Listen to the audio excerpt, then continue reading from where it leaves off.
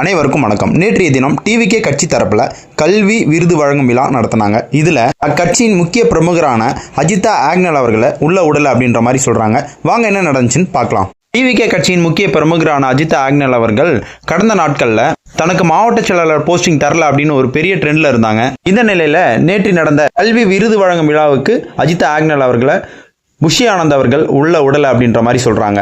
மேலும் அவங்களுக்கிடையே என்னதான் பிரச்சனை அப்படின்னு நம்ம பார்க்கும்போது, அஜிதா ஆக்னல் அவர்களுடைய அண்ணன் நீண்ட நாட்களா விஜய் மக்கள் இயக்கம் இருக்கிற காலத்திலே இருந்து அப்பிலிருந்தே கட்சியில் இருந்தவர் திடீர்னு டிஎம்கேல போய் சேர்ந்திருக்காங்க. இதனாலதான் புஷி ஆனந்த் அவர்களுக்கும் அஜிதா ஆக்னல் அவர்களுக்கும் பிரச்சனை இருக்கிறதா சொல்றாங்க. இது குறித்து அஜிதா ஆக்னல் அவர்கள் கூறும்போது, நேற்று நடந்த விழாவுக்கு நாங்கள் வர்றதுக்கு கொஞ்சம் தாமதம் ஆயிடுச்சு.